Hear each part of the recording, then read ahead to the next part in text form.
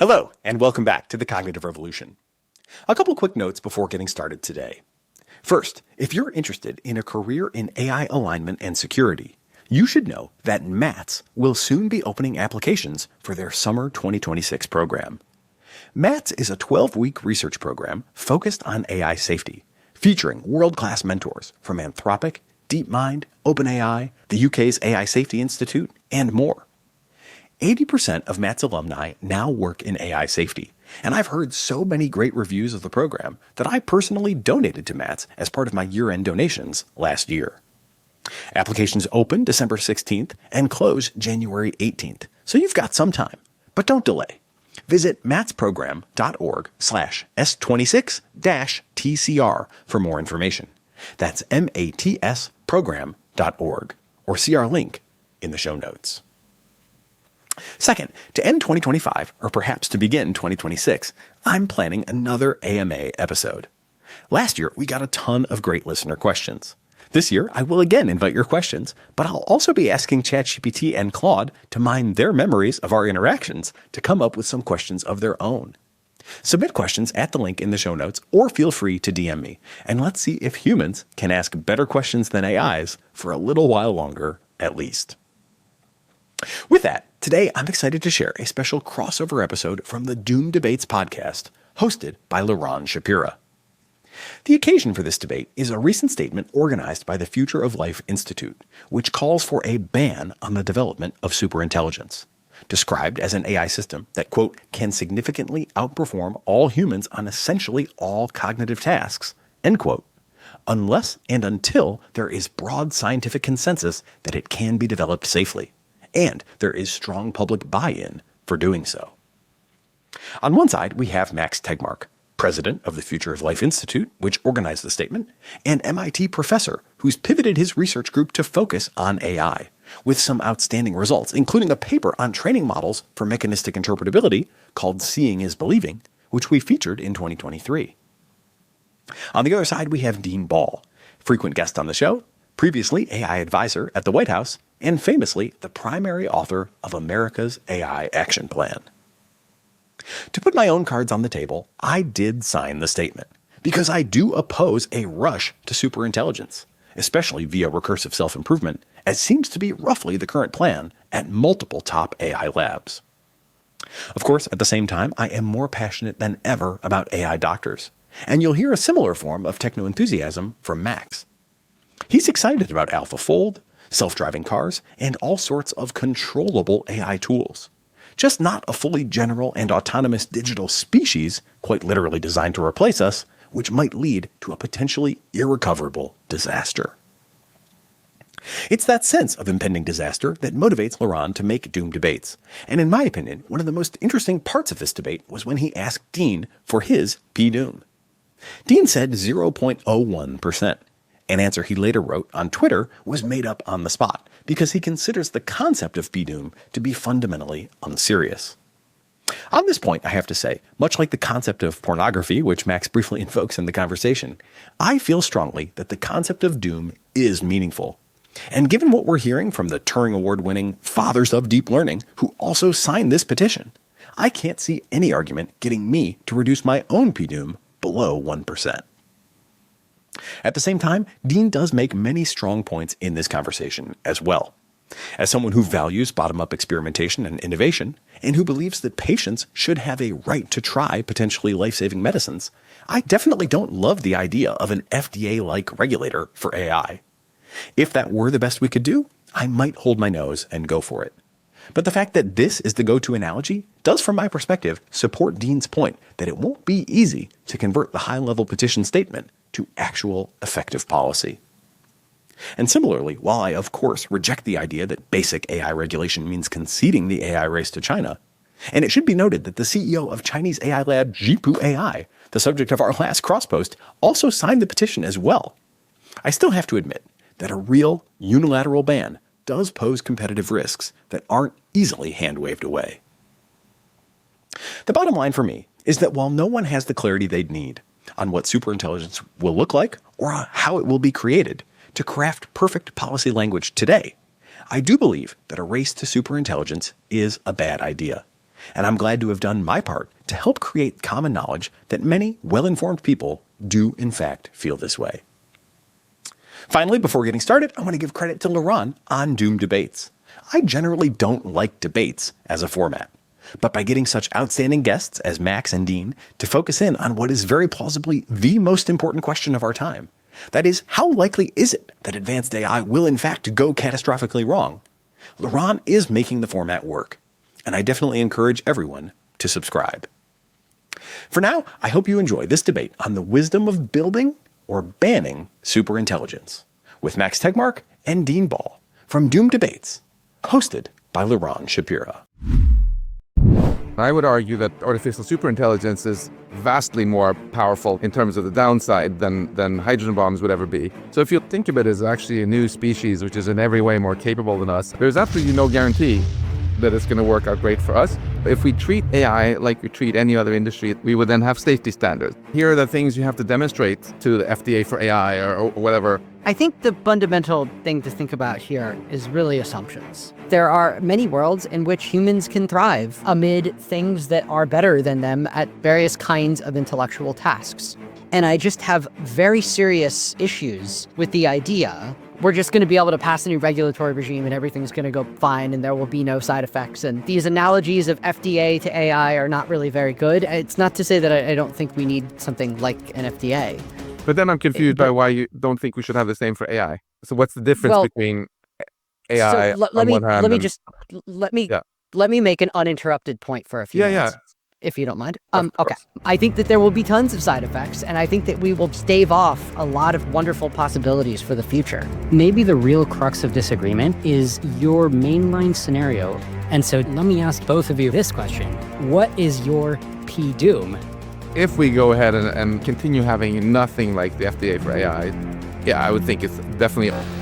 I just kind of have this sneaking suspicion that, like, if the models seemed like they were going to pose the risk of overthrowing the US government or anything in that vicinity, that, like, I don't think OpenAI would release that model, or Anthropic or Meta or XAI or Google. Like, I just don't think they would.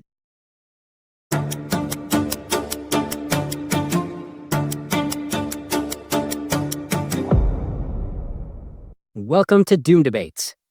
Today, I'm excited to bring you a debate between two of the world's leading voices on AI policy. The question at hand, should we ban the development of artificial superintelligence? The stakes are high. Advances in AI have become the key driver of our economic engine. Artificial intelligence is increasingly facilitating breakthroughs in manufacturing, healthcare, education, even basic science. The prediction market Metaculus estimates that the first true AGI, the first fully general human-level AI systems, will be achieved by 2033, less than 10 years from now. Many experts believe that that milestone will soon be followed by the creation of artificial superintelligence, a system that surpasses the capabilities of the entire human species. That brings us to our debaters, two of the clearest voices who disagree about how society should approach these developments. On one side of the debate, we have Max Tegmark, an MIT professor who believes we should ban superintelligence development until there's a consensus that it'll be done safely and controllably, and strong public buy-in. His research has focused on artificial intelligence for the past 8 years. He is also the co-founder of the Future of Life Institute, a leading organization dedicated to addressing existential risks from AI and other transformative technologies. Max, welcome to Doom Debates. Thank you. On the other side of the debate, we have Dean Ball, who completely disagrees with banning superintelligence. Dean is a senior fellow at the Foundation for American Innovation, has served as a senior policy advisor at the White House Office of Science and Technology Policy under President Trump, where he helped craft America's AI Action Plan, the central document for U.S. federal AI strategy. Dean, welcome to Doom Debates. Thank you so much for having me. Okay, let's do opening statements. Max, the starting point of our debate today was a dispute between you and Dean over your statement on superintelligence, the Future of Life Institute's statement on superintelligence that was published on October 23rd. And the statement says, we call for a prohibition on the development of superintelligence not lifted before there is 1, broad scientific consensus that it will be done safely and controllably, and 2, strong public buy-in. So, why should we ban superintelligence? Well, if you negate that statement, then you're saying that we should be allowed to go ahead and build artificial superintelligence, even if there's no real consensus at all that it can be kept under control or that people even want it, right? And if we were to say that, then we would be basically doing the most spectacular corporate welfare, because we don't do that in any other industries. Yet right now, there are more regulations on sandwiches than superintelligence in the US. If you want to sell drugs, medicines, cars, airplanes, you always have to demonstrate to the satisfaction of some independent scientists who don't have a conflict of interest that this is safe enough, the benefits outweigh the harms. I'm just saying we should treat superintelligence the same way. And right now, 95% of all Americans in a new poll don't actually want to race to superintelligence. And most scientists who work on this agree that we have no clue at the moment how to keep something which is so vastly smarter than us under control. Okay. And Dean, you oppose the public statement and you don't share Max's views on prohibiting superintelligence. Give us your opening statement. Why do you think we shouldn't ban superintelligence? So I think that the concept of a ban and of superintelligence in general is just quite nebulous. And that is the fundamental issue that I have. AI systems that could pose substantial danger to humans are, they're not disallowed by the laws of physics at the very least. I think there are really serious questions about how close those things are and how likely we are to build those things in the near future. My guess is 5 years ago, if you were to try to describe general superintelligence in a law that a lot of people could agree to, which would be the way that you would affect something like a ban. All the things Max referenced are things that we impose those requirements through laws, right, on airplanes and drugs and whatnot. So if you're going to have a law, you're going to have to define superintelligence in a statute. And I think that the problem you will run into there is that you'll define it in such a way that you actually end up banning many things that we would want. There's many ways that you could plausibly define superintelligence that would negate technologies that I think would be quite beneficial to humanity. I mean, imagine an AI system that has largely solved mathematics, right? It's solved all the outstanding problems that we have in mathematics. It has advanced certain domains of science, maybe many domains of science by, the famous century compressed into a decade, right? Or compressed into 5 years, let's say. It's accelerating the AI research itself. It's doing that in meaningful ways, because one of the areas of science that it knows how to do experiments in is computer science and AI research. It's a better legal reasoner than you or me or anybody else. It's better at coding than you or me or anybody else. I can imagine such a system like that existing. In fact, my guess is that such a system will exist by roughly 2030 without posing the kinds of risks that Max is worried about, which again, I don't think are impossible. I just place a lower probability on them. And so I worry that what we end up with is, in practice, what you end up with if you tried to effect such a ban would be, we're going to ban GPT N plus 2, right? Is in practice what it would mean. So there's GPT-5, that's N, and there's GPT-6, which would be allowed, and then GPT-7 would be the thing where we say, no, that's just, we've decided that's too scary. And so we're going to basically ban that. And then, what happens after that? Well, in order to figure out anything about whether superintelligence is safe or not, you can't just do that research speculatively, right? You have to actually build the thing to some extent and put it in a constrained setting to figure out if it's safe. You have to build at least big parts of it. And once you've done that, it's like, well, okay, but there's a ban. So only the specially sanctioned group is allowed to conduct this research. And at that point, you have a monopoly, perhaps a global governmental cartel of some kind that is developing this. And this, I also think, could potentially be dangerous. And that is, of course, assuming that you were able to get the international cooperation you would need to effect such a ban, which I also doubt.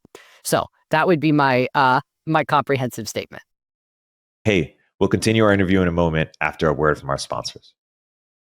Are you still jumping between multiple tools just to update your website? Framer unifies design, content management, and publishing on one canvas.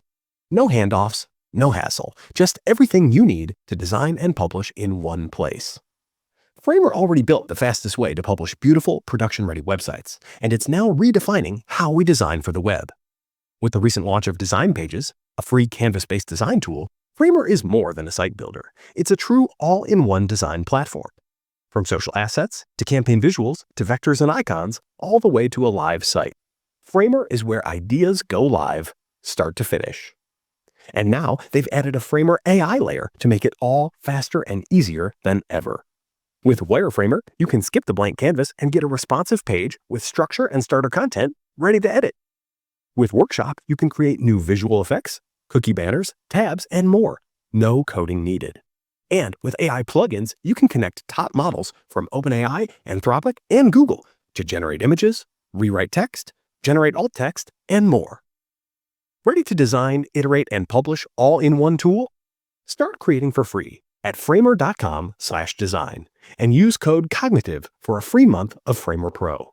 That's framer.com/design. Use promo code COGNITIVE. Framer.com/design. Promo code COGNITIVE. Rules and restrictions may apply.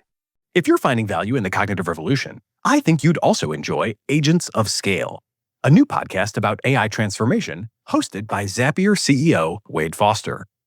Each episode features a candid conversation with a C-suite leader from companies including Intercom, Replit, Superhuman, Airtable, and Box, who's leading AI across their organization, turning early experiments into lasting change. We recently cross-posted an episode that Wade did with OneMind founder and CEO Amanda Kalo about AI-led sales. And I also particularly enjoyed his conversation with John Nerona, Chief Product Officer of AI Product Pioneer and recently minted double unicorn, Gamma. From mindset shifts to automation breakthroughs, Agents of Scale tells the stories behind the enterprise AI wave. Subscribe to Agents of Scale wherever you get your podcasts. Okay, Max, Dean raised a few points about maybe the practical difficulties of doing this kind of superintelligence regulation, even going so far back as to define what superintelligence is for the purpose of this ban. How would you respond to that? So I'm afraid we might disappoint you, Liron, here by agreeing more than you want because you want the fierce debate where you sort of clobber each other. I think it's actually quite easy to write this law, and I don't think it requires defining superintelligence at all. Let me explain a little bit what I mean by that. If we treat AI like we treat any other industry that makes powerful tech, we would then have safety standards, right? There are safety standards for restaurants, before they can open, they have to have someone check the kitchen. So if you had safety standards for AI, they wouldn't need to define superintelligence. They would just say that, if there's a system that some plausible experts maybe could cause harm, and here are the things you have to demonstrate to the FDA for AI or whatever that this is not going to do. You might want to demonstrate that it's not going to teach terrorists how to make bioweapons. If it's a very powerful system, you probably put one of the safety standards being you have to demonstrate that you can keep this under control. If the company selling it can't convincingly make the case that this thing is not going to cause the overthrow of the U.S. government, then reject, come back when you can, right? So I didn't mention superintelligence here at all. It's the company's obligation to demonstrate that they meet the standards. And to take an analogy that might help clarify what I'm talking about here, let's talk about thalidomide for a little bit. This was this medicine that was given to women in the U.S. to reduce morning sickness, nausea during pregnancy. And it caused over 100,000 American babies to be born without arms or legs, right? So the dumb way to prevent such harm would have been if the FDA had a special rule that we have a ban on medicines that cause babies to be born without arms or legs. What if someone comes out with a new medicine now and the arms and legs are fine, but the baby has no kidneys or no brain, That's not the way to go about it. The way you instead go about it is you ask the companies to do a clinical trial and provide quantitative evidence of what are all the different side effects that people might not want, quantify them, how many % get each, and then quantify the benefits. You give this to some independent experts who don't have money on the line, so they can't work for the companies, for example. who look at the benefits and the harms, and they decide, is this a net positive for the American people? And, then they approve it. This is how we do regulations in all other areas. And this is how I think it's quite easy to do also for AI. In summary, you don't define superintelligence, you just define the harms that society is not okay with. Very broadly, it boils down to demonstrating that the harms are small enough to be acceptable. And then it's the company's job to make all the definitions they want, quantify things, and persuade these independent experts. Does that make sense? I'm happy to let you guys cross-examine each other pretty freely, and I'll just step in once in a while. Okay, cool. So yeah, I mean, basically then, instead of saying we should ban superintelligence, what you're saying instead is we should have a kind of licensing regime, a regulatory regime of some kind that, with respect to frontier AI systems. Yeah, very much inspired by how we do it for other tech.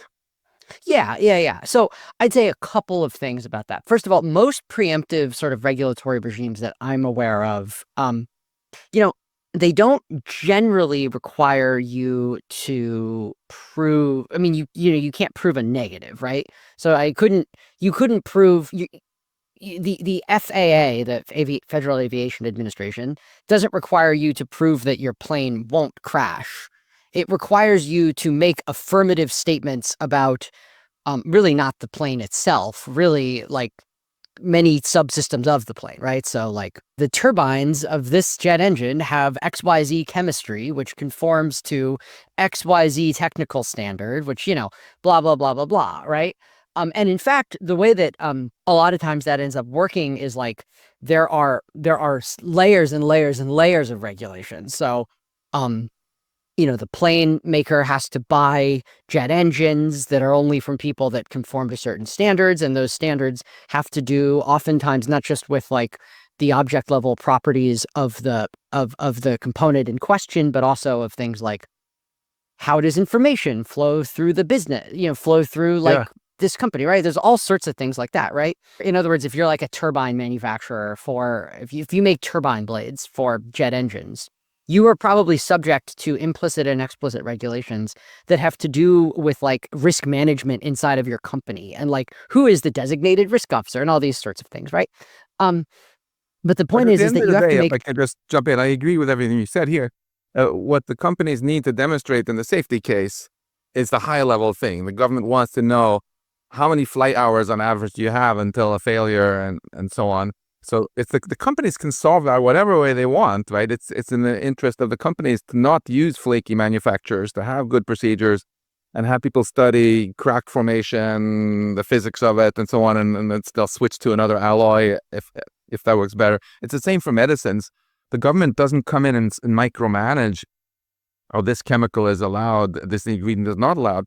Rather, the company, if they have an effect, some medicine that, seems to be pretty good at, suppose there's a new antibiotic that seems really good against bronchitis, it contains lead and aluminum and cyanide and some small doses. People will look in the company and be like, we're having a hard time demonstrating the safety of lead. Maybe this works even without the lead. Maybe we can swap out this thing. So all the innovation is driven by capitalism, by market forces to come up with the quantitative risk bounds that they want to meet. Nuclear reactors is a great example because what the law actually says there is the company has to make a real quantitative calculation of what and demonstrate that the risk of a meltdown is less than 1 in 10,000 years to even get permission to start building it, right? So the company has free reign to come up with whatever reactor design they want, and then they will innovate, and whoever we first meet those gets the big bucks.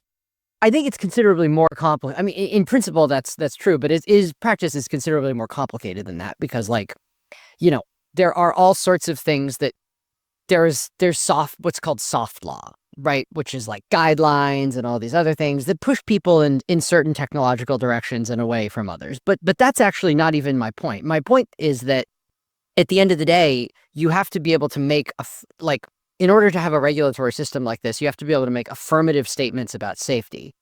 Yeah, and the problem I think would be, what are the affirmative statements about safety when you consider that the systems we are talking about are by their very nature extremely general and already, so I'm just as an example, like obviously AI systems today are being used in areas that already have regulatory, Mm-hmm. Yeah. structures like the kind you're describing that affect them.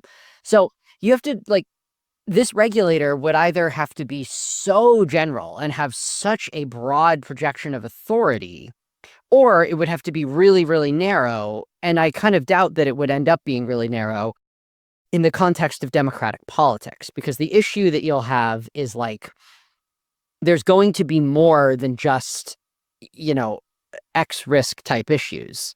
So even if you could formulate some statement about, existential risk and like, okay, you have to prove that the model will not do XYZ that demonstrates catastrophic misalignment. Okay, fine.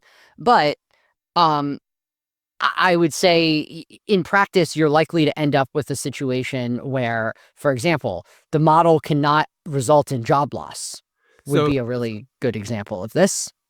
And then you have like what I, this gets back to an article that I wrote more than a year ago called The Political Economy of AI Regulation, which is to say, because this is so general and because the technology is going to, in its positive adoption, not like existential risk, not anything like that, its positive adoption is going to end up challenging many entrenched economic actors and Mhm. aspects of the status quo.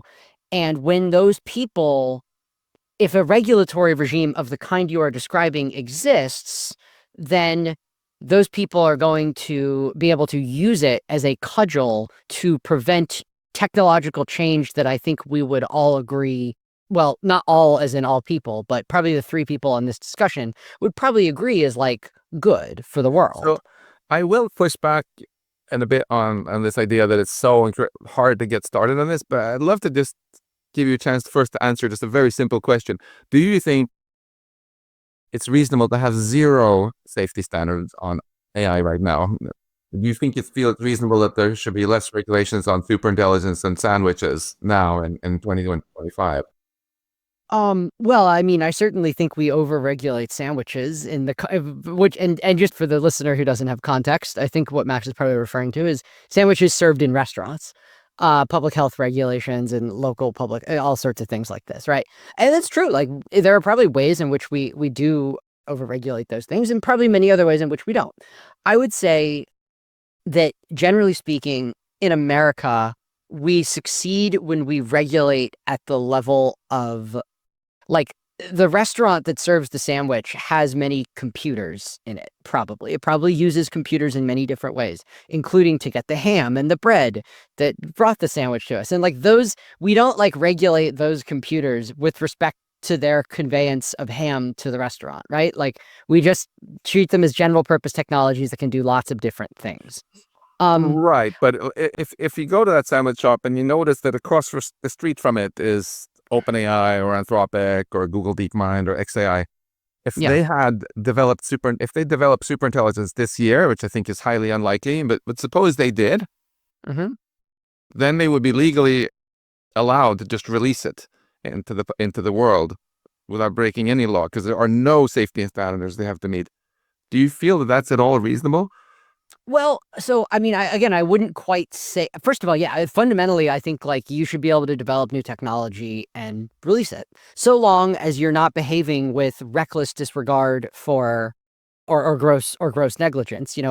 Reckless conduct or gross negligence. According to Which, whom? well, so this is the thing. That actually already is it. That it's to say it's illegal would imply it's a violation of criminal law, which may or may not be true, but certainly it's a violation of civil law, right? So if release of that system were to result in physical harm, loss of property, death of any Like person human extinction anywhere, there. yeah, well, human extinction, sure, but like I kind of, again, like I'm sort of skeptical that that's what we're gonna have on day one. That company is subject to common law liability, and there are common Who's law. going to sue them if we're all extinct? So That's what yes, I don't get. in the tail risk case that we all die, then yes, common law liability does not help you. And in general, it's true that common law liability is not a great solution for most tail risks, to the extent that the damages incurred out you sort of dwarf the balance sheet of even the largest companies, right? Mhm. So it's like let's not even say killed all people. Let's say you created a pandemic.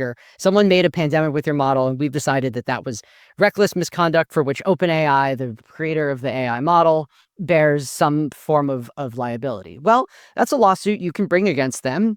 But if the damages are, $100 trillion or something, then it's very unlikely that you're going to be able to recoup that amount of money from OpenAI, even with all the money that they have. You'll bankrupt OpenAI and still be, not fully compensated for the harms that you suffered. So it is true that as a general matter, tail risks are one of the classic examples of where government, of where public policy outside of like reactive liability makes sense. So I don't dispute that. Now, I think when it comes to the sort of foreseeable tail risks that AI models might pose, the current ones that people talk about are things like catastrophic cyber and bio. I think there's a lot of things that you can do downstream of that avoids creating this large scale regulatory regime. I mean, a lot of that people you're talked sort of about extinction too, wouldn't you say? I mean, a lot of people do, but there still is not the kind of persuasive evidence for extinction in terms of like, not just like theoretically, but like mechanically. How would that work? I just don't think we've seen that to quite the same, nearly the same extent that we have. We haven't for seen any something- extinction yet, of course, by definition. Otherwise, we wouldn't be talking here today. But I mean, But I there can are a lot very of very clearly, serious I scientists I who can, put it on the I- risk list.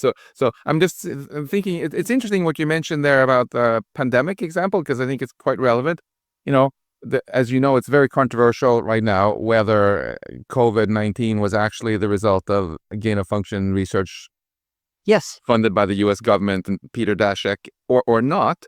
But if you just consider that there's some probability P that Peter Daszak and his research group did create it with help from others, then, if someone were to sue them for these millions of deaths that it cost, it would be pretty meaningless because Peter Daszak doesn't have that kind of money. The university where he worked doesn't have that kind of money. And for that reason, the U.S. government has now kind of clamped down on gain of function research again and say no more of this gain of function research until we better understand what you're doing. And we also have biosafety labs, level 1, level 2, level 3, level 4. So if you're doing something even that seems less scary than what they do or did, you have to do it in a special facility. You have to get some pre-approvals. And then if you contrast that now with digital gain of function research, we had Sam Altman in a press conference the other week being so excited about building automated AI researchers, right? And ultimately, a lot of people are excited about recursive self-improvement, which is very analogous to biological gain of function research. Why should we have regulations on biological gain of function research and still be content with having no binding regulations at all on digital gain of function research? That makes no sense. Hey, we'll continue our interview in a moment after a word from our sponsors. The worst thing about automation is how often it breaks. You build a structured workflow, carefully map every field from step to step, and it works in testing. But when real data hits or something unexpected happens, the whole thing fails. What started as a time saver is now a fire you have to put out. Tasklet is different. It's an AI agent that runs 24/7. Just describe what you want in plain English. Send a daily briefing, triage support emails, or update your CRM. And whatever it is, Tasklet figures out how to make it happen. Tasklet connects to more than 3,000 business tools out of the box, plus any API or MCP server. It can even use a computer to handle anything that can't be done programmatically. Unlike ChatGPT, Tasklet actually does the work for you. And unlike traditional automation software, it just works. No flowcharts, no tedious setup, no knowledge silos where only one person understands how it works.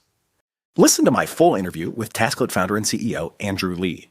Try Tasklet for free at tasklet.ai and use code COGREV to get 50% off your first month of any paid plan. That's code COGREV at tasklet.ai. Being an entrepreneur, I can say from personal experience, can be an intimidating and at times lonely experience. There are so many jobs to be done, and often nobody to turn to when things go wrong. That's just one of many reasons that founders absolutely must choose their technology platforms carefully. Pick the right one, and the technology can play important roles for you. Pick the wrong one, and you might find yourself fighting fires alone. In the e-commerce space, of course, there's never been a better platform than Shopify. Shopify is the commerce platform behind millions of businesses around the world and 10% of all e-commerce in the United States. From household names like Mattel and Gymshark to brands just getting started. With hundreds of ready-to-use templates, Shopify helps you build a beautiful online store to match your brand's style, just as if you had your own design studio. With helpful AI tools that write product descriptions, page headlines, and even enhance your product photography, it's like you have your own content team. And with the ability to easily create email and social media campaigns, you can reach your customers wherever they're scrolling or strolling, just as if you had a full marketing department behind you. Best yet, Shopify is your commerce expert with world-class expertise in everything from managing inventory to international shipping to processing returns and beyond. If you're ready to sell, you're ready for Shopify. Turn your big business idea into cha-ching with Shopify on your side. Sign up for your $1 per month trial and start selling today at shopify.com/cognitive. Visit shopify.com/cognitive. Once more, that's shopify.com/cognitive. I'm trying to answer I'm trying to actually go back to the first question you asked me, which has to do with safety standards. But first of all, let me just say, yeah, you what you said is completely consonant with my assertion that tail risks are not typically contemplated very well by the common law liability system. But with that being said, I think like when you look at, for example, actually, you can do essentially automated gain of function research with a nucleic acid language model today, right? You can basically simulate the evolutionary process that allows for more virulent viruses or whatever else. And we've seen, the early stages of this from people like the Arc Institute in California. Those are not like ChatGPT style models, but it's the same architecture trained on nucleic acid sequences, right? So like, we know that's a thing. I think as a practical matter, though, the issue that you have is that those things are bits. And it's very, very hard to just purely regulate bits. So what do we do? Well, instead of imposing regulations at the layer of the model, which is a really difficult layer of abstraction on which to do it, in the same way that like we don't tend to place regulations at the layer of like computers or of software or of transistors, because these things are really important general purpose technologies that undoubtedly all three of those things have killed lots of people at this point. We don't regulate at that layer of abstraction because it's not very practical. It's not a good unit of abstraction. It's not a good conceptual unit of account for regulation. So what do? Well, there are all these choke points in the physical world. Some of them are labs of certain biosafety level categories, BSL 3 and 4, as you said.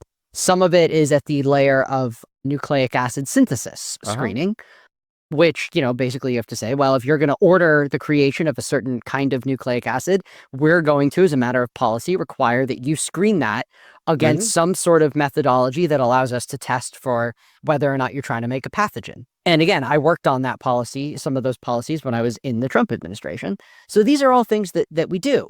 Again, those are safety standards that exist, that are emerging, that are kind of downstream in many ways of advancements in AI. I think the urgency of policies like nucleic acid synthesis screening goes up because of AI. So, the issue, I think when it comes to safety standards for something like, at the very general level of a sort of generalist artificial intelligence model, what you need, I think in the long run, we will build those standards, right? Like, no, I don't think anybody in the spectrum is saying that there won't be standards for safety, security, and et cetera of large language models. What do you mean by long run? Because Sam Altman talked about 1,000 days to superintelligence, and he might be wrong, but I'm curious if you're thinking less than 3 years or more than 3 years.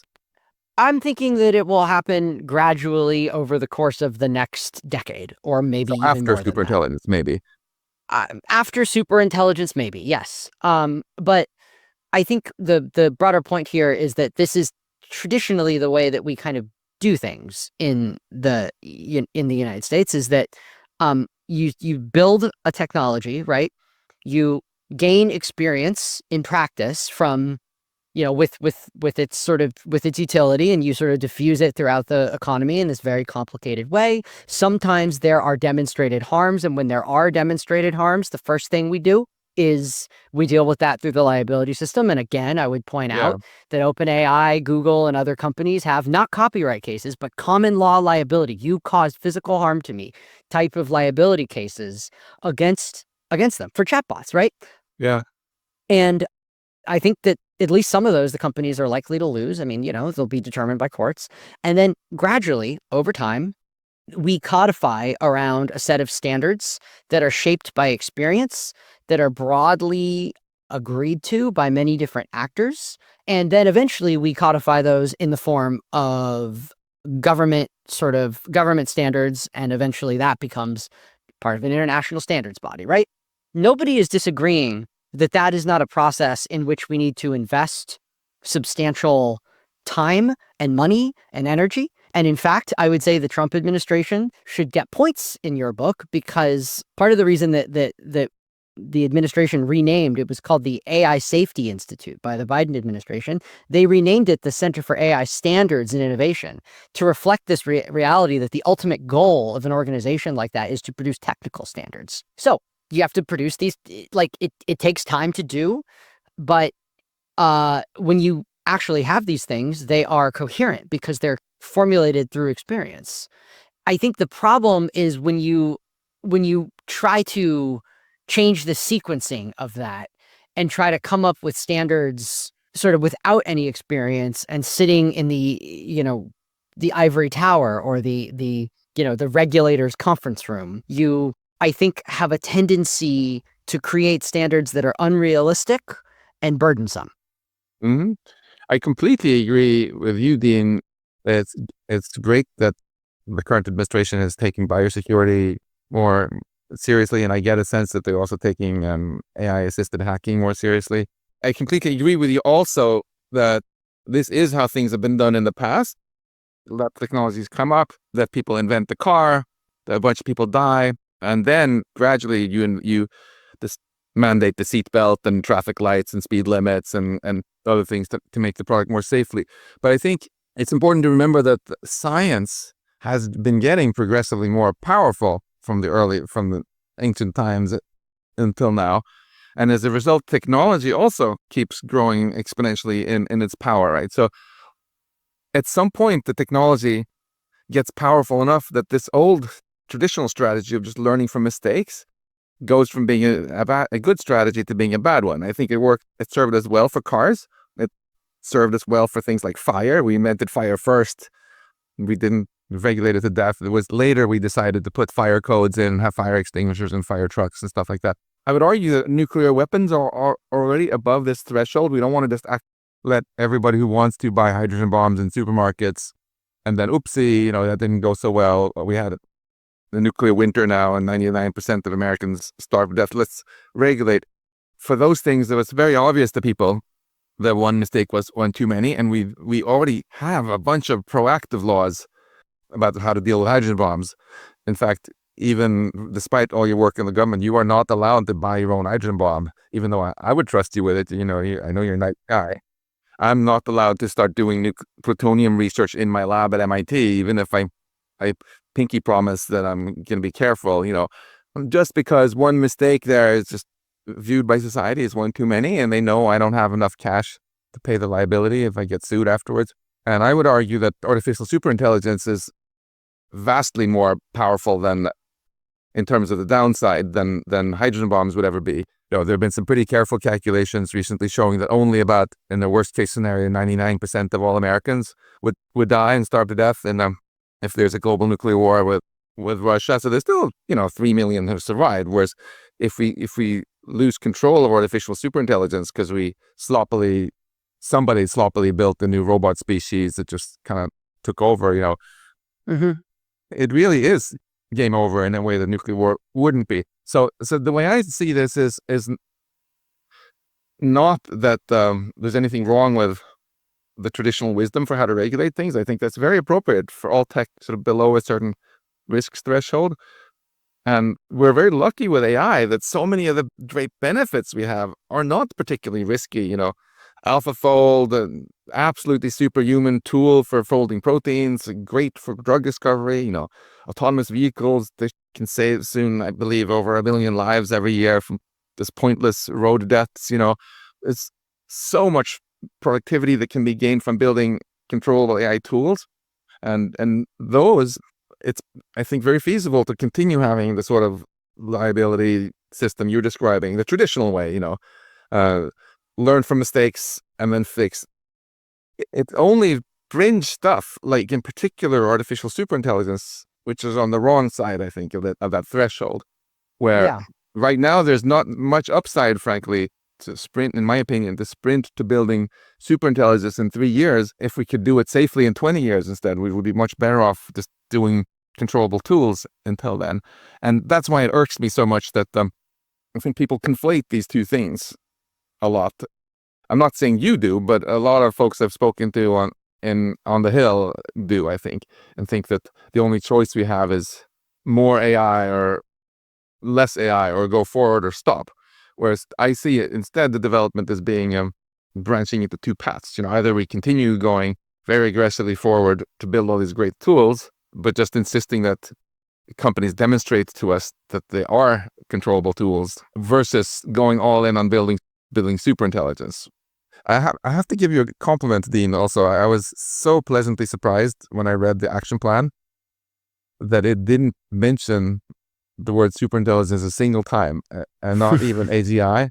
You must, and I think that was, I don't know if you get 100% of the credit for it or 50%, whatever, but I think that was really wise, because it highlights that there's so much great stuff we can do with AI tools without having to even get into the whole question of superintelligence. I don't know if there's anything you're allowed to share with us about. Well, a lot of people contributed to the action plan, but thank you very much. I appreciate, but actually, I'd say the reason we didn't use terms like AGI and superintelligence in the action plan, at least from my perspective, is because it's really hard to know that we're talking about the same thing. Yeah. Because so this is where I think, maybe we ought to spend some time, is this question of what exactly are we talking about when it comes to because I'll give you an example of an area where I've had an evolution in my thinking.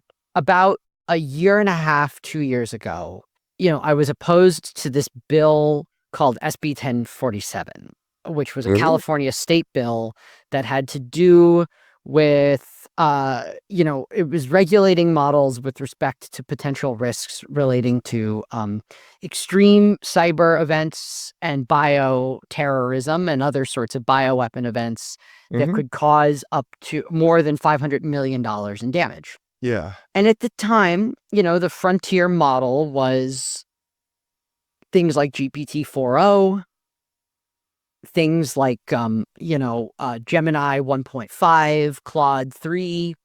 And it wasn't obvious to me sitting at that time, say the spring of 2024. Yeah. Wasn't obvious to me that just everyone was like, well, the next time we crank the pre-training wheel, the next time we go up another order of magnitude in terms of pre-training compute, we'll get to models that do pose these very serious bio and cyber capabilities. And that wasn't quite clear to me, because, I was sort of thinking well, I don't know, you're talking about cross-entropy, you're talking about minimizing cross-entropy loss here on the broad, internet corpus.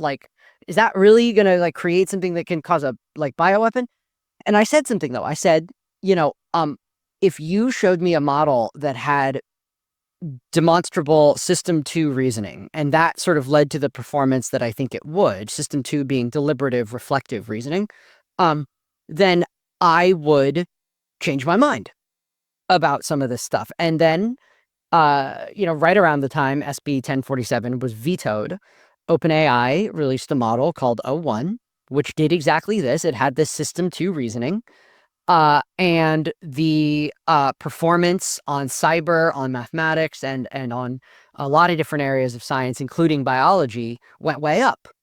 And at that point, I said, shortly after that model, I said, this changes my risk calculus with respect to catastrophic events like bio and cyber. Because it's clear that this reinforcement learning and inference time compute-based paradigm is going to rapidly lead to capability increases in some specific areas that we're worried about. And I can paint a really clear picture because I can go from this model can reason about biology. And it can also, by the way, use tools like AlphaFold, right? It can also itself use other biology, machine learning tools. I can draw a very clear picture from that to, a virus being synthesized in a lab somewhere.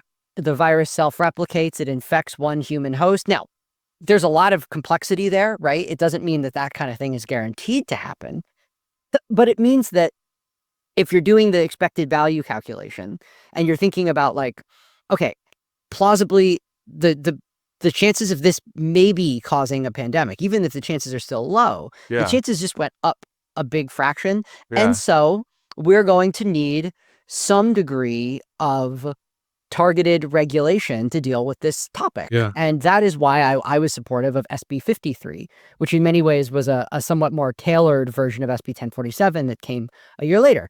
That was because it wasn't just because the law changed to become a little bit more favorable to things I care about. It was also because the facts on the ground changed. So why does this matter? Because there is a clear link between emergent model capabilities and an actual harm that is cognizable to me. I think the issue with the sort of human extinction thing is that it's very hard to demonstrate in concrete ways like what this looks like. So to this point, like if you could formulate what you wanted, like if you could formulate things that would make you feel better in affirmative, technical, like empirical things we could say about models, right? Like, okay, we've stress tested the model in this way. We've run this eval or we've done this thing. And we have shown that the model gets, the model passes what we view as an acceptable threshold. Then I would totally be willing to say like, yeah, let's make that you don't even need to pass a law. Make it an eval. I kind of promise you, if you made that an eval and if you got like enough of the credible people around to like support it, I kind of think that like labs would probably just run it. Like without having a law having to pass. So like, why not just do that? Yeah. So you're raising a number of successful policy approaches in the past here. So let me just summarize some good things I think you said there and add a little bit to it. With more broadly with regulation of things, let's take drugs again, to not drown companies in big and red tape and some other innovation. One tends to look at just rough plausibility and then divide all the products into classes. We have class 1 drugs, class 2, class 3, class 4, right? So there are much higher safety standards for fentanyl or other new opioid drugs than there are for new cough medicines for adults, and or for new vitamins, So if you take the same approach to AI, well, then what you would say is if there's some new software that translates English into Chinese or Japanese, the most embarrassing thing that could probably happen is that it's a sort of repeat of the Monty Python skit with a fake Hungarian dictionary. You've seen that some people get a red face. Whereas if you have an AI that is really state of the art in protein synthesis or DNA synthesis, it's pretty obvious that should be subject to higher levels of scrutiny. And then what we do in industry now is we let companies make the safety case rather than the government. So you said there that it's hard to foresee exactly how superintelligence, if it's just smarter than all humans combined, would kill us all. But being a scientist for so many years has made me really humble about these things. It would have been really hard also for the makers of thalidomide to predict that would cause babies to be born without arms or legs, when all it ostensibly did was reduce nausea in their moms, right? We didn't actually understand how that would happen, but it did happen.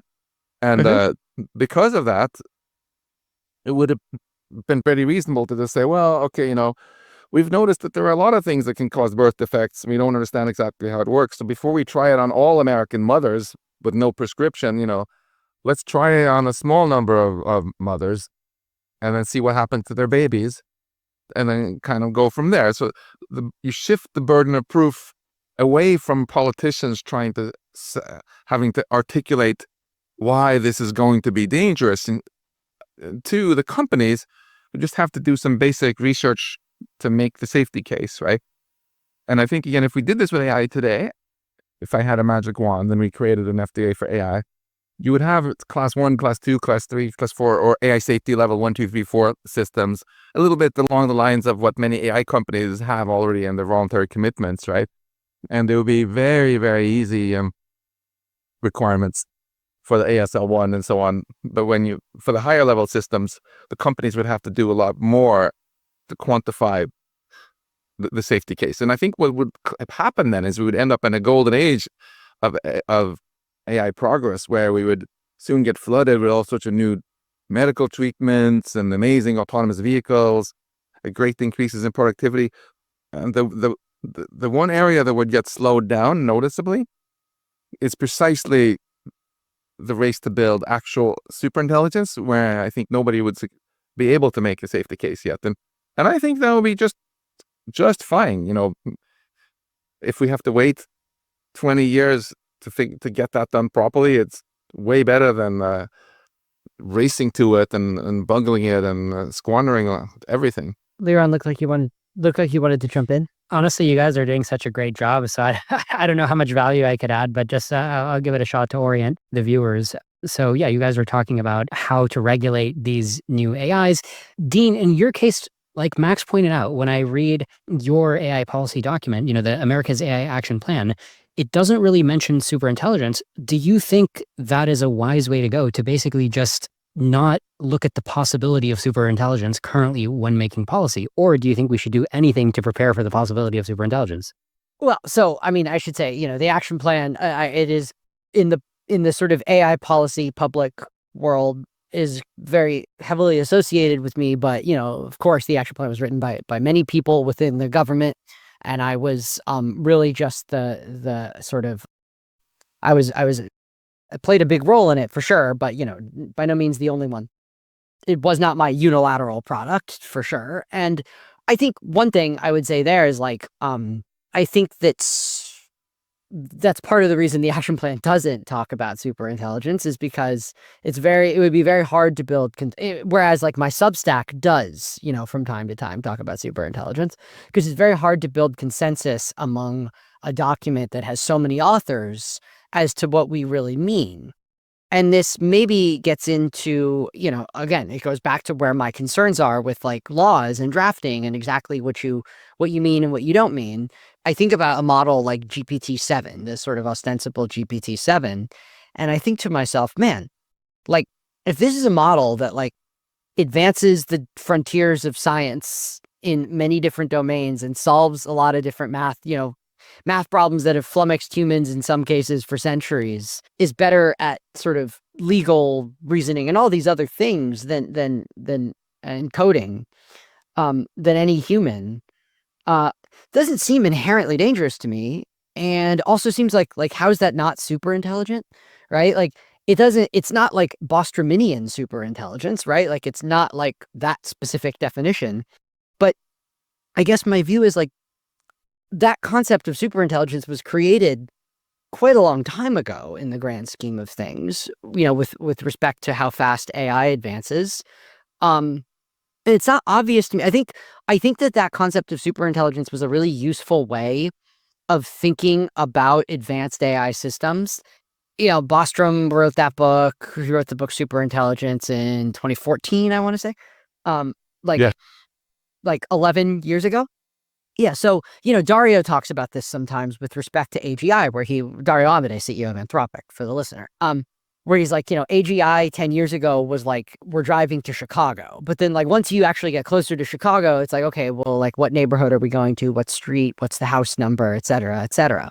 And I think that as we get closer, we need to develop new and more specific abstractions for what we are talking about, because there are all sorts of things that I think we will probably, in the fullness of time, have like really specific kinds of technical standards, and also maybe even like statutory requirements for like what you can and can't build with AI. So one thing I want to be very clear about is like, I'm not saying like this needs to be unregulated for all time. In fact, I would say, you made the point earlier about how we regulate different medicines with different levels of Rigor. rigor, based on their potential risks. I think we already do that with the frontier language models, right? Because like there are no binding regulations right there's now in tons America for anything. there's tons of binding regulations on frontier AI There's in no America binding now. regulation preventing people from launching things There that is might be no liable afterwards, right? As is opposed true. to drugs, right? Where I think that's Yeah. an interesting distinction for the listener. You can't release any drug in the U.S. until you've talked to the FDA about it. And Well, checked off a few not things. quite, but actually, this gets into technical definitions and things where these things matter. You can release, for example, CRISPR engineered bacteria without consulting the FDA, because those are probiotics according to the statute. So a company called Lumina released a CRISPR engineered bacteria that you're supposed to brush your teeth with, that will ostensibly eliminate. You're infecting yourself with a bacteria that you'll be infected with for the rest of your life, and every Yeah, person that's you right. ever kiss will also be infected with it. I'm just saying though that like, Yeah. there's There's a lot of stuff a lab in Wisconsin that's been taking this bird flu strain that kills 95% of humans, but it's pretty harmless because it's not airborne. And they've been working on trying to make it airborne. Yeah, so there's some room for improvement there. But I think we agree on the basic situation here that there are, you can't open your restaurant or really release a new type of opioid before you've been FDA approved. There are just some interesting. There may be some. Obviously, we can have some differences in opinion about things, but there are some things which I think are more in the confusion category, which are just really helpful to clear up. And one of them is around definitions. Whenever you have any term historically that starts to catch on, every hypester is going to try to latch onto it and have it mean something else, right? So Alan Turing, when he said in 1951 that if we build machines that are way smarter than us, the default outcome is that they take control. And when Irving J. Good talked about superintelligence machines in the 60s and recursive self-improvement, the definition of superintelligence that was implicit in that was obviously that they could do everything way better than us, which meant that they could also do better AI research than we could. They could build their own robot factories, make more robots that didn't need us anymore, and therein lied the risk. After that, I agree with you. Right now, there's just so much hype and BS about this. Mark Zuckerberg talked about superintelligence in a way that almost made it sound like it has something to do with Meta's glasses, and we have so many different ways that people have redefined AGI from the original definition that I don't know if you saw the paper that I was involved in that we did with Dan Hendricks and Yoshua Bengio and many others called Defining Superintelligence. I welcome people to come up with other actual empirically useful definitions, but we found with this definition that we're absolutely not even at AGI. GPT-4 was 27% of the way to AGI. GPT-5 was 57% of the way there. So there are still a lot of areas where today's best AI systems really suck. Long-term memory, for example. But we're getting closer. And I think that if we're thinking about only putting the first FDA-style safety standards on AI in 3 or 4 or 5 years, there's some reasonable chance that that'll happen only after AGI and maybe even superintelligence have been created, right? And that would be, I think, a pretty big oopsie for humanity. So I think there are very useful, clear definitions of what we mean. And as I said in the beginning, the way to write a law is not to define superintelligence and ban it, but I think instead ban the outcomes that you don't want. Something overthrowing the U.S. government, something making bioweapons for terrorists, which are very easy to define. And then as soon as that law is in place, it's going to spur just massive innovation in the companies. I love comparing pharma companies' budgets with AI companies' budgets. The leading AI companies now spend maybe 1%, give or take, on on safety. Whereas if you go to Novartis or Pfizer or Moderna, they spend way more than that on their clinical trials and the safety, because that's the financial incentive, right? They're in a race to the top. Whoever can be the first to come out with a new drug that meets the safety standards makes a ton of money. People really respect the AI, the safety researchers in those companies. They don't think of them as whiners who slow down the progress. They think of them as people who help them win the race against the other companies to make the big bucks, right? So I think as soon as we start treating AI companies like we treat companies in other industries, we will incentivize amazing innovation. Can I also throw out a question? I want to clarify Max's nightmare scenario here, because I think that's important to frame the discussion. Max, is I think you're not even just concerned about something like thalidomide where a bunch of people die, hundreds of thousands or whatever it was. You're concerned about this runaway process where it just becomes too late to regulate forever. Is that fair to say? Yeah, I can take a minute just to clarify a little bit for listeners who haven't thought so much about this. Many, many times humanity has been thinking a little too small. Like, people thought nuclear weapons were science fiction until they suddenly existed. People thought going to the moon was science fiction until we did it. And from my perspective as a scientist, as an AI researcher, if you think of the brain as a biological computer, then there's no law of physics saying you can't make computers that are better at all tasks than we are. And a lot of people used to say, yeah, but that sounds so hard. It's probably decades away. In fact, most professors I know thought that even 6 years ago, we were probably decades away from making AI that could even master language and basic knowledge at human level. And they were all wrong, it turned out, because we already have it now in systems like ChatGPT and Claude 4.5. So if we consider what would happen if we actually built huge numbers of humanoid robots that were better than us at all jobs, including research, including mining, including building robot factories and so on, we would have built something which is not just a new technology like the printing press, but really built a new species, because these robots can build new robots in robot factories, and they don't need us anymore. Could be great. It could mean that we don't have to do the dishes anymore and we're going to live in abundance and them taking care of us, but it's not guaranteed. And Alan Turing, as I mentioned, the godfather really of our field, said in 1951 that the default outcome he thought was them taking control. We have the two most cited AI professors on the planet, Jeff Hinton and Yoshua Bengio, saying similar things, today. And so if you let go of this idea that AI is like the new internet or whatever, and you just think of it as actually a new species, which is in every way more capable than us, there's absolutely no guarantee that it's going to work out great for us. And I'm not just talking about how we obviously couldn't get a job, get paid for doing work because they could do it all cheaper. I'm talking even about we don't really have any say after that necessarily on what happens on the planet. A lot of people are working on this. It's called the control problem or the alignment problem. Broad scientific consensus that they're not solved yet. So this is the scenario which I think will end up.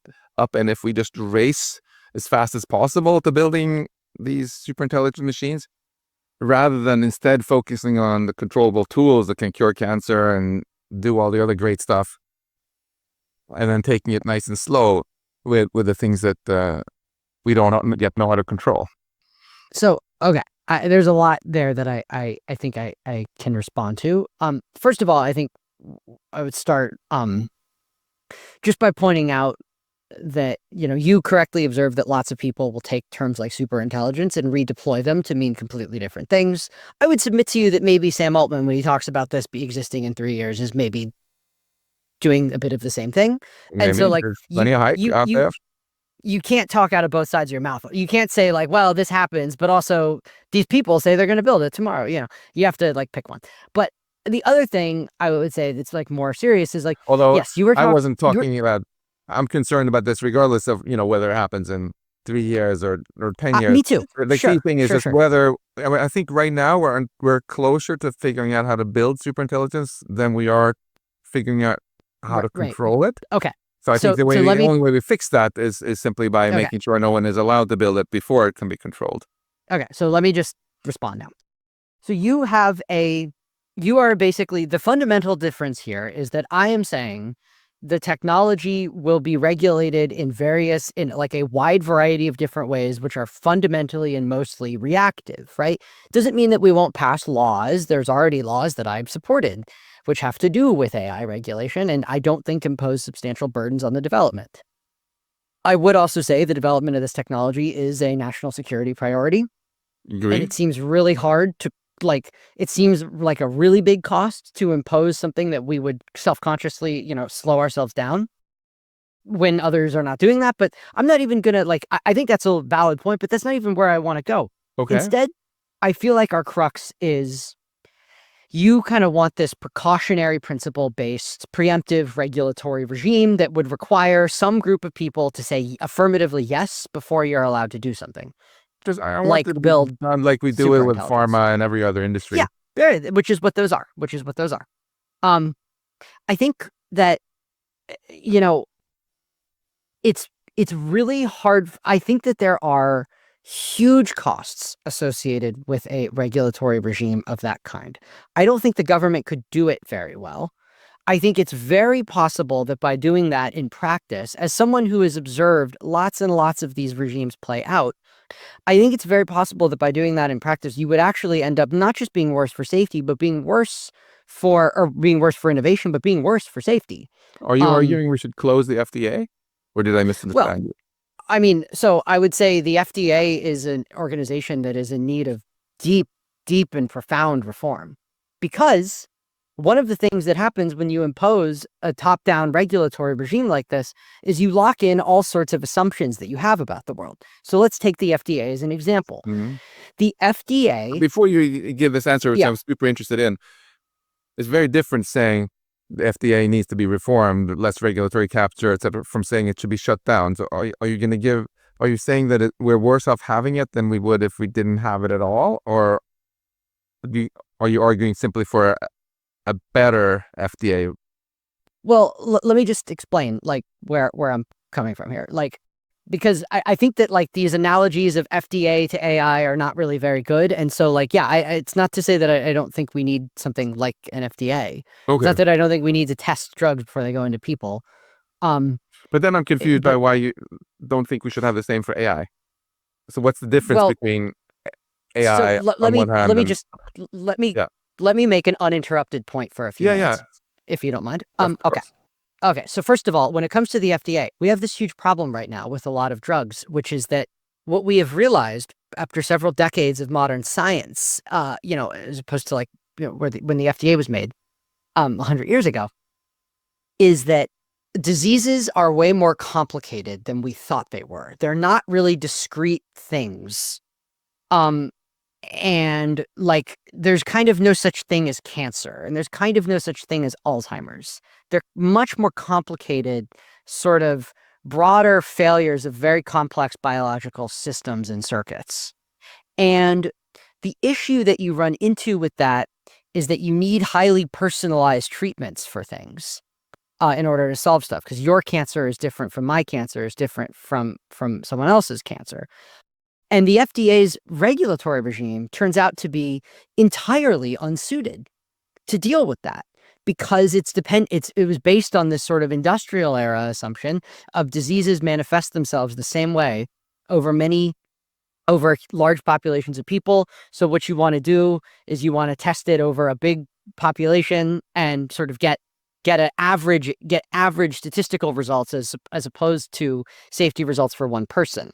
And what that means is that what we have locked into place is an entire economic structure for the way that we treat disease that is wrong for modern science. And it's really non-obvious how we change it, because there's a lot of entrenched interests associated with the current system, including the people who run the clinical trials that we operate at great expense, hugely more expensive than they should be, right?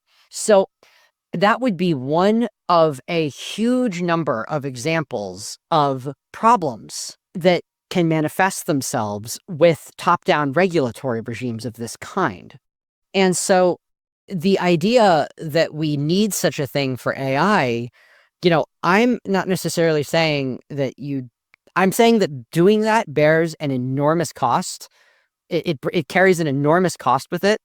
And I don't think that we really have the evidence that that cost is worth paying with respect to AI compared to the many benefits that we get from not doing that and regulating it the way much more like we have regulated things like the computer and the internet and software and many of the other general purpose technologies, which have actually worked and grown and like made our lives so much better. I mean, not to say that medicines haven't, but like the things that have been real growth areas and really a lot of why medicine has done so well has to do actually with software and computation and the internet and things like this, as opposed to like pure object level advances in biology, which would be why we're going to cure cancer on chips that were originally designed to play video games. So I guess I'm saying like you need to demonstrate I think there's a high burden of proof, not to say it will never be met, but to say it hasn't been met, to say every single top-down regulatory system we have was carried with it a similarly high burden of proof. And I think that like if you made a statement, to go back to the ban superintelligence statement, if you made a statement that said like we need to investigate such and such, or we need to come up with like what are the guarantees that we want AI labs to be able to make in terms of like empirical evaluations about their models, what are the guarantees we want them to be able to make?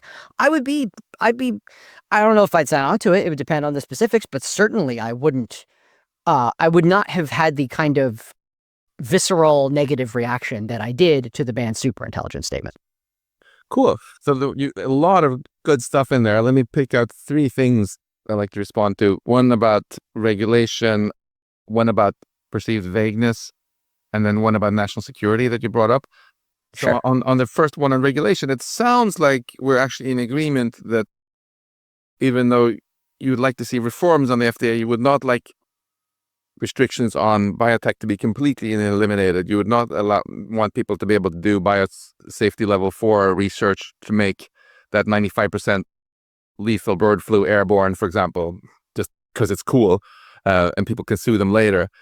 But you would like there to be something, but whereas for AI, you feel still there should be nothing to prevent companies from deploying things yet. But but you're open to it. Maybe in 3 years, 4 years, you just want us to think more about it. And whereas I guess my position there is that I think if someone releases actual true superintelligence that takes over the world, it's going to be too late to regulate it then. And then on the second point on vagueness, so this is really important. Many people have said to me, this statement that we put out on superintelligence, why isn't it written much more concretely so you can make a law out of it or something like that? And that was very deliberately, because I think if you look historically in the US, when we've had new laws passed, like for example, a law against child pornography, you could have pushed back and said, if someone says they're against child pornography, well, that's too vague. What do you mean by, how do you define child? Is it under 16 or under 18? And how do you define pornography? That's pretty complicated, right? And in the law, you can't just say, you know it when you see it. But I think that would have been a mistake. Because you totally can do that in the law. Once there started to be a broad consensus that we need some kind of ban on child pornography, that created the political will for experts to sit down and hash out all these details. And this is something you are very, very good at, right? Looking, how would you actually draft the laws? And the idea with our statement was very analogous. We see 95% of Americans don't want to race to superintelligence. There are a lot of people are super excited about AI tools and view the idea of losing control of Earth to a new robot species as kind of dystopian, including David Sachs, no less, right? So if we can start just getting public knowledge that most people actually don't want an uncontrolled race to superintelligence, just like most people want some kind of ban on child pornography, then that can create political will, where brilliant policymakers like you sit down and talk to all the stakeholders and come up with carefully crafted language for how this would actually work and if there should be a new agency. So this was, in summary, not something I view as a bug, the vagueness, but it was, I think, a feature where we're going for here is just some moral leadership, basically, that, we would like there to be some kind of restrictions on a race to superintelligence. Let me jump in for a sec, because I think I think that you guys may actually dovetail more on policy itself than it's sounding like. Maybe the real crux of disagreement is your mainline scenario of what things would look like if we just kind of went on cruise control and didn't do much more than we've already done in the way of policy. And so, Dean, let me ask you this question. What is your P-doom, defined as just kind of letting AI play out, not layering on additional regulation, waiting 10 years, and then the probability that it goes wrong and we kind of get this runaway super intelligence that's now too late to control or regulate? What's your P-doom? Doom being defined as human extinction? Yeah, like it's like a catastrophe, of extinction scale. So maybe like half the human population dies, and then we go back to being cavemen, or just something extremely catastrophic, or even extinction. Would a permanent 1984 also count? I mean, like if what we're talking about is yeah. like AI systems taking control over the world and killing large numbers of people, yeah, I mean, like my P-doom is very low. It's sub 1%. It's 0.01% or something like that. It's very low. It's not to say that I think there's all sorts of other outcomes from AI that seem very bad, that seem way more plausible to me, that are things that I work on, a lot. But the specific doom scenario just doesn't really it just doesn't really seem all that likely when you think about many different things. One area would be like, look, I think that if you passed a law that said a group of people will have to take a straight up or down vote, and their results, the vote will be public, a group of 7, the Supreme Court, let's just say we send it to the Supreme Court of the United States. And the Supreme Court has to look at every frontier language model release, and they have to take a vote on, do we think this model is likely to take over the world? I would be unconcerned about I wouldn't really support that law for a lot of different reasons, but Me neither. I would not be particularly concerned about that if that were literally the law. The problem is that it's not. And I think this is where you get back to like why, the superintelligence ban statement was it was written in kind of the way that it was, which is that like a lot of people that sign that statement, I would predict, have a much more nebulous set of concerns about AI than the sort of very specific ones, Max, that you have. And it's not to say that, by the way, I'm not saying that you don't have other concerns, right? I'm not saying you're not worried about misinformation or deepfakes or job loss or whatever else. But I think that like when it comes to like where you actually think, because I think we would both agree that like the job loss thing is really complicated, right? Because there might be like AI might, Matt Walsh had a tweet a couple of days ago about the conservative influencer. Matt Walsh had a tweet about AI is going to cause like 10 million jobs, 25, I forget what it was. Maybe he said like 5 million jobs over the next 10 years or something like that. And I was like, that's like an extremely optimistic scenario, right? Like in the grand scheme of things, like because eliminating 5 million jobs, like if you just focus on what gets eliminated, sure, it's not that much, but like you assume some jobs are created, millions, the economy creates millions of jobs and destroys millions of jobs every year, right? Like that would be a very slow rate of change. Actually, if it only destroyed 5 million jobs over the next 10 years, that would be like low compared to like literally like just the normal churning of the economy, right? So I think like the job thing is certainly complicated, but you can imagine a regulatory regime that was much more like, well, we have to check what the socioeconomic impact of this is going to be. We have to make sure it doesn't harm blah, blah, blah. We have to make sure it doesn't, all these other things, which are not to say they're unserious issues, but that like, can we agree maybe that like there's a plausible version of GPT-7 that's really good and pro-social that might also displace a lot of jobs. And that if we had a regulatory regime that said we need to take a vote on whether this will take over the world, it would be 0 to 9 in favor of this is not going to take over the world.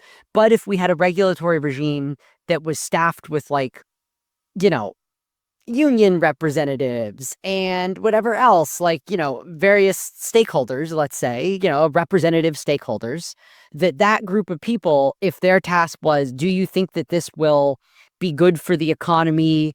Do you think it could create job loss? Do you think it could be dangerous, more nebulously? That that group of people might vote against the release of that thing, and that might actually end up being a bad outcome. Do you see that failure mode? Like, do you believe that failure mode is a real one? I totally see things like this getting very political. Yeah, it was very interesting for me because I spent a lot of time, talking to a lot of the people who signed initial signatories of this statement. And of course, the ones who did sign, I was very interested to hear why. And there were indeed, as you say, many different reasons. The NatSec people, like former head of Joint Chief of Staff Mike Mullen, for example, I think for him, control loss was very central because he views that as a national security threat, of course. Regardless of whether the U.S. loses control, the U.S. government gets overthrown by a foreign power or by superintelligence, it's a NatSec threat. On the other hand, there were people, from Steve Bannon to Bernie Sanders, who felt that if we end up in a system where we actually have superintelligence that by definition makes all humans economically obsolete, then American workers would be dependent on handouts, either from the government in the form of some sort of UBI, which the conservatives who signed often view as socialism and don't like, or if it's coming from the companies, the handout, Sam Altman's WorldCoin or whatever, would be viewed by people like Bernie Sanders as incredibly dystopian, the most massive power concentration in human history to some tiny clique of people from San Francisco who don't necessarily share the moral values even. So that thing, I think you're right, is something that bothered a lot of people. And then we had a lot of faith leaders who signed this for fairly different reasons, where they just felt this is really going to be harmful for human dignity. And, a lot of people we both know in San Francisco like the joke about superintelligence being the sand god and so on. And a lot of these people are like, wait a minute, I already believe in a god. Why should I support some atheists in San Francisco building a new one that somehow gonna run the show? That sounds very undignified. So the people have many different reasons. But I think in short, there are two separate questions. One is, should there be any kind of safety standards like we have for biotech or restaurants? And the second question, which is much harder, is what exactly should be on the list? I would be very happy if we could start by just having one very light requirement, which is companies have to make a good quantitative case that it's not going to overthrow the U.S. government before we launch it. And then we can have a broader political discussion. Before Dean responds, Max, speaking of, reasons to sign the statement and these nightmare scenarios, what is your PDoom? Oh, yeah. We actually wrote a paper, me and the 3 grad students from MIT, where we took the most popular approach for how humans can control superintelligence, known as recursive scalable oversight. And we got very nerdy on it and tried to calculate the probability that the control fails. And we found in our most optimistic scenario that it fails 92% of the time. And I would love if people who think they have a better idea for controlling superintelligence would actually just publish it openly so that they can get subject to scrutiny from others. But until that time, yeah, I would put if we go ahead and continue having nothing like the FDA for AI, so people can legally just launch superintelligence and worry about getting sued. Yeah, I would think it's definitely over 90% that we lose control over this. Wow, 0.1% versus 90%. It's a pretty big crux. I just kind of have this sneaking suspicion that, like, if the models seemed like they were going to pose the risk of overthrowing the U.S. government or anything in that vicinity, that, like, I don't think OpenAI would release that model, or Anthropic or Meta or XAI or Google. Like, I just don't think they would. I think they probably wouldn't do that, and would be like quite concerned, and would probably call the U.S. government and tell them. It doesn't seem like a realistic scenario to me. Yeah. Let me say I another disagree thing. there. I think the makers of thalidomide, that company, and I don't want to shame any particular company, they would not have released that either if they had known that it was going to cause 100,000 American babies to be born without arms or legs. But it was complicated, and they just didn't realize it. And it's similarly very complicated here for these people at these companies to know. And Dario Amode has himself talked about, 15 to 25%. Sam Altman has also talked about how it could be lights out for everybody. So they're clearly comfortable with 5% or 10%. You can't deny the possibility that something, you can't prove, right? I can't prove a negative. That's why, you can't say it's zero, right? If you're being intellectually honest, you can't say it's zero. Here's the thing. I'd say there's two observations I would have about this. The first is that, some of what you are describing, some of the negative effects you are describing are going to be, including, by the way, a lot of the labor market stuff. Mm-hmm. A lot of that is going to be an emergent outcome of a general purpose technology interacting with society that is very hard to model in advance in the way that you can, not impossible, it's just very hard to model in the way that you're sort of describing with drug testing, right? And so I think these emergent phenomena are just going to be I think it's really easy when you're thinking about stuff like labor, and this is why a preemptive regulatory regime scares me. If a group of people are sitting around and thinking, what are the potential risks of this thing? Mm-hmm. A, you tend to overstate them.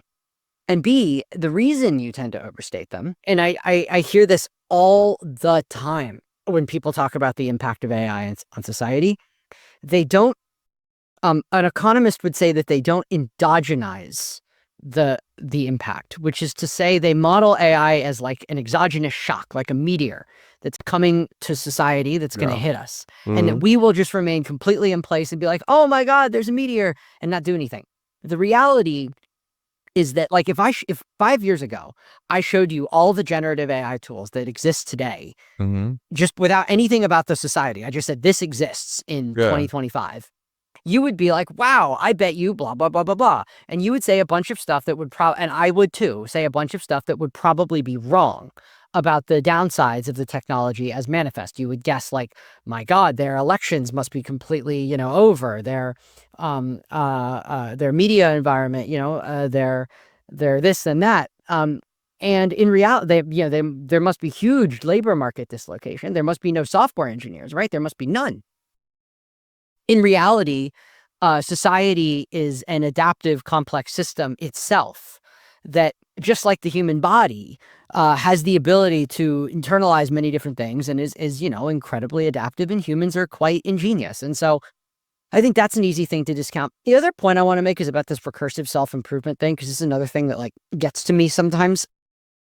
Every general purpose technology in human history exhibits what you would call recursive self-improvement in the context of AI. But with a human in the loop.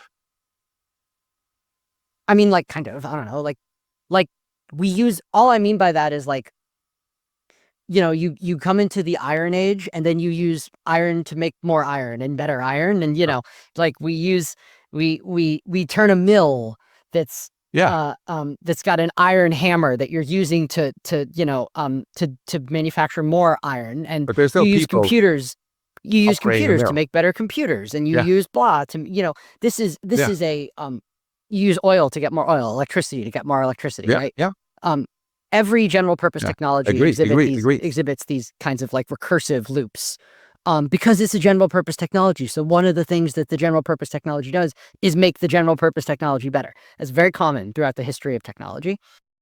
So I think that you can't just cite this fact that AI is likely to have recursive loops of self-improvement and that AI will be useful for AI, because every general purpose technology is like that.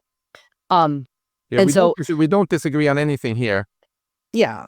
It's So, just that, I wrote about I this don't even. think but there's a reason that in the case of every other general purpose technology, that the recursive feedback loop, it tends to be autocatalytic. Oftentimes it produces nonlinear improvement. But it never results in these runaway, these runaway processes, right? We've never seen that. It's not like we went we used oil to get, Yeah. we used energy to get more energy, and then all of a sudden the energy, we blew up the entire universe, right? That didn't happen. Okay, Max, And, maybe you can explain why you still think there's a doom scenario despite Dean's point. And then I've got one more question for Dean. Yeah, and then I we would can still wrap it love up. to comment on the NatSec angle, which I think is super important also because it's the main reason given in Washington always why we should not regulate. Yeah, so I completely agree, of course, that there's technological progress itself has always involved these self-improvement loops. I have written about that extensively, and that is fundamentally why GDP has grown exponentially over time, because we use today's technology to build tomorrow's technology and so on. But there have always been humans in the loop. And when there are not humans in the loop, things can go quite fast. If you look at a slow motion of a nuclear bomb exploding, there is no human in the loop.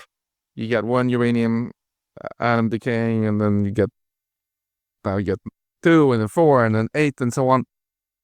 And the reason we've never seen anything blow up fast with our technology more wholesale is because we've always had humans in the loop as the moderator, right? Mm-hmm. It's pretty obvious, unless you think that there's some secret sauce in human brains that you can't build into machines, that it is possible to build machines that really don't need us. Now, if those machines think 100 times faster than us, and if they can instantly copy all the knowledge that other robots have learned into themselves, etc., then we could see more progress in a month than we had seen in 1,000 years when there were humans in the loop. This is not my idea at all. All right, Irving J. Good articulated this very nicely in the 60s. I think this is just a pretty basic, simple argument. We can't say, oh, it never happened before, so it won't happen again in the future, because we've never built superintelligence before. All the other tech, like the Industrial Revolution, just replaced some aspects of human work, like our muscles. We made machines stronger and we made machines faster. We've never had machines that could entirely replace our cognitive abilities. So can I just comment on that a little bit here? Because I think when I talk to politicians on the Hill, especially when I listen to AI lobbyists, of whom there are now more in Washington, D.C. than there are pharma lobbyists and fossil fuel lobbyists combined, the main talking point they use to explain why we should not have any binding regulations is, in one word, China. But China, they say, right? If we don't race to superintelligence, China is going to do it first. And I think that is just complete baloney. I think there is not one race against China. There's 2 separate races, which people really need to stop conflating with each other. One is a race for dominance, which was very eloquently articulated, Dean, to your credit, in the AI Action Plan. A race for dominance economically, technologically, militarily. And the way to win that kind of race is by building controllable tools, which I'm all for, right? And yes, you need big data centers and all the other stuff to do these powerful tools we can control. Then there's a second race, which is who can be the first to release superintelligence that they don't yet know how to control. And that's the one which I've been arguing is a suicide race, because we're closer to figuring out how to build that than we are figuring out how to control it. And the Chinese Communist Party, Xi Jinping as well, clearly really like control. I think it's quite obvious that they would never permit a Chinese company to build technology if there was some significant superintelligence that could just overthrow them and take over China. I even got a first-hand anecdote on that from Elon Musk. He told me in the spring of 2023, he had a meeting with some quite high-up people in the CCP where he said to them, look, if someone in China builds superintelligence, after that, China is not going to be run by the CCP. It's going to be run by the superintelligence. And the reaction in the room was hilarious, Elon said. Like, a lot of long faces, like they really hadn't thought that through. And within a month or so after that, China rolls out their first ever AI regulations.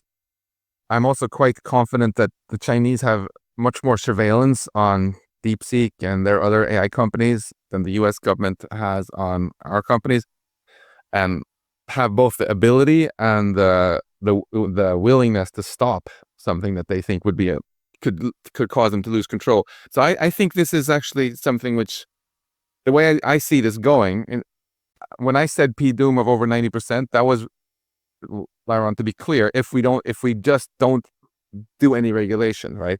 I'm actually quite optimistic that things are going to go well instead, because I think there's no way China is going to allow a race to superintelligence because we don't know how to control it right now. I think China is going to continue steaming ahead, trying to build all these powerful AI tools for the race that Dean was describing in the AI action plan, but absolutely not let anyone build superintelligence. And I think that's what's going to happen in the US also. I think I even know already there's a growing number of people in US NatSec are beginning to view this as a NatSec threat. Maybe they listen to Dario Amodei talk about a country of geniuses in the data center in 2027, and they're like, wait a minute, I have here a list of countries that I'm keeping track of as NatSec threats.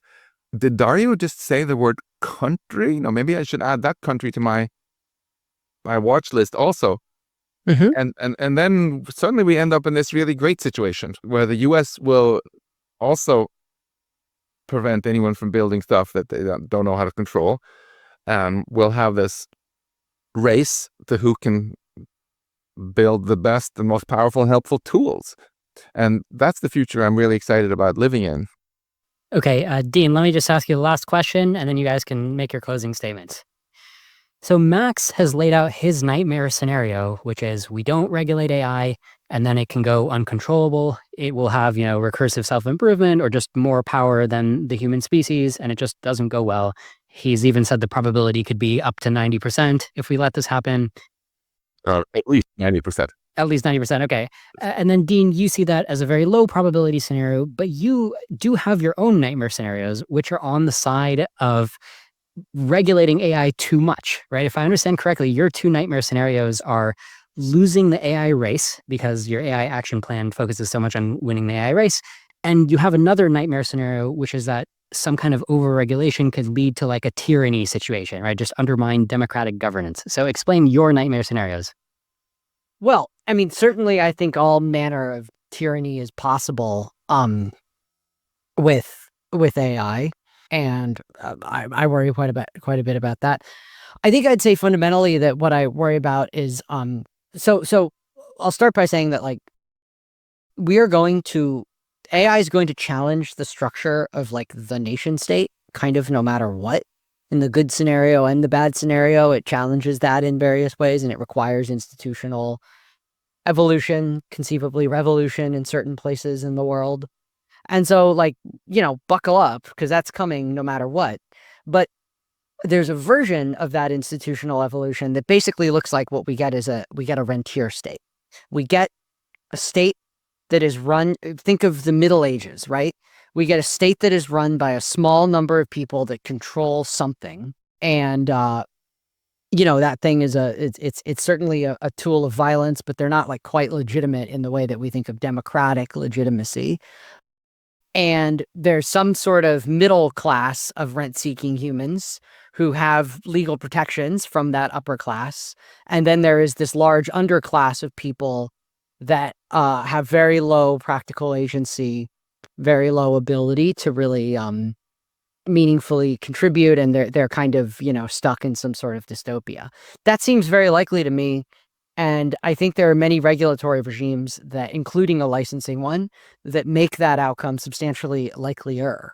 And so I think that's we face these kinds of trade-offs no matter what. Should we hit on losing the AI race, or should we hit on like a tyranny scenario, or do you think what you described is kind of the main nightmare scenario?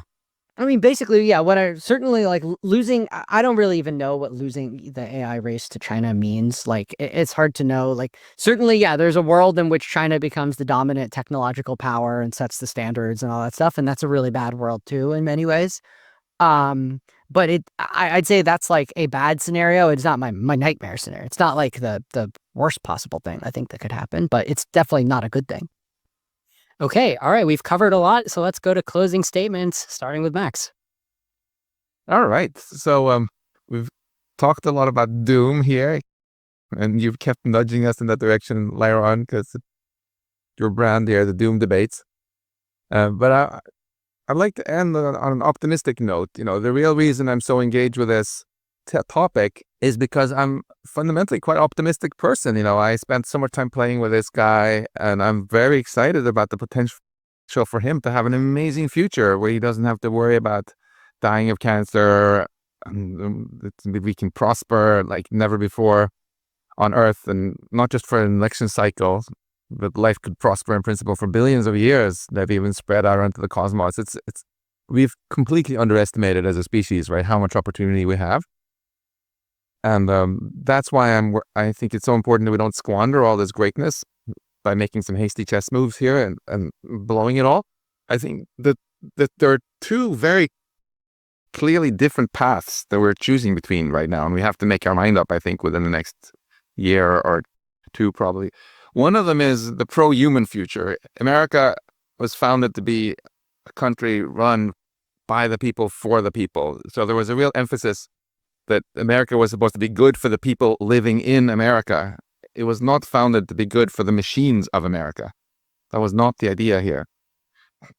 And then the way to get there is to stop the corporate welfare towards AI companies, which is hard because they have so many lobbyists. But hey, so did the other industries that we ended up putting safety standards on eventually. And then steer technology to really be pro-human, to make life better for humans, cure diseases, make us more productive, etc., but make sure it's always us in charge. So that first one is a very pro-tech scenario. Notice we go full steam ahead with ever better AI tools. The other scenario is we race to build superintelligence, which by its very definition is super dystopian, right? By the very definition of this, none of you can earn any money after that's been built doing anything, right? So you're going to be dependent on handouts from the government or some tech CEO, or you're going to not have any money and life will be very bad. That to me is an incredibly unambitious vision for the future. Why should we, after hundreds of thousands of years as a species on this planet, working so hard to build ever better technology so we can become finally the captains of our own ship, so we don't have to be worried about getting eaten by a tiger or starving to death?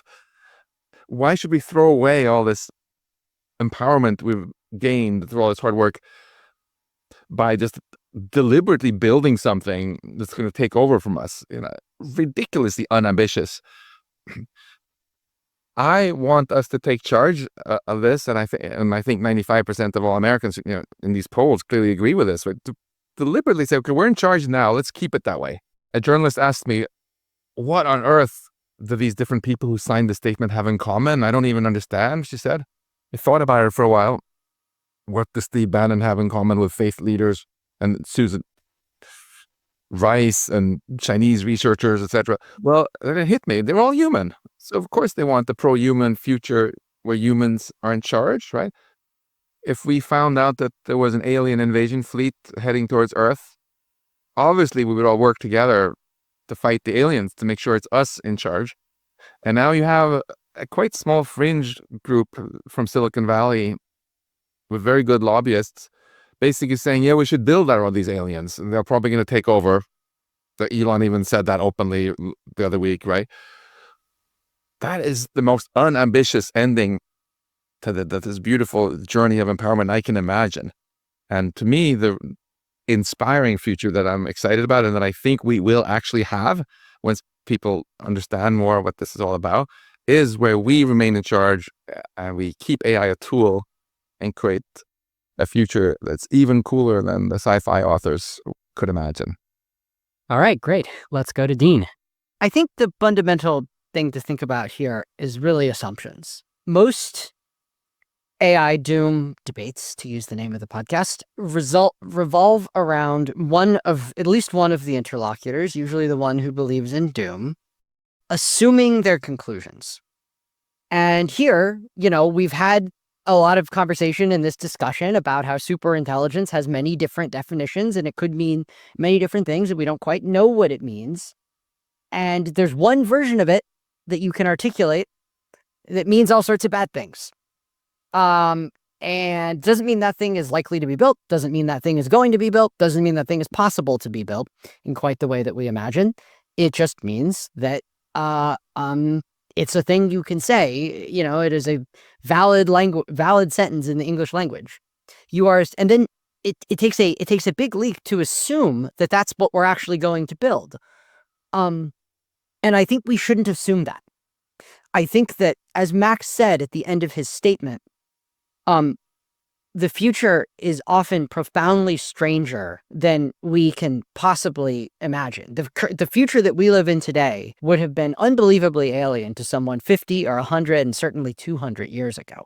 In many ways, would have been incredibly alien. And many of the jobs we do would have seemed quite odd. And the relationships we have with one another and our institutions and all of it would be like deeply alien.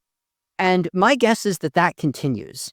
And my guess is that the things that we assume today about the technology of the future are probably wrong.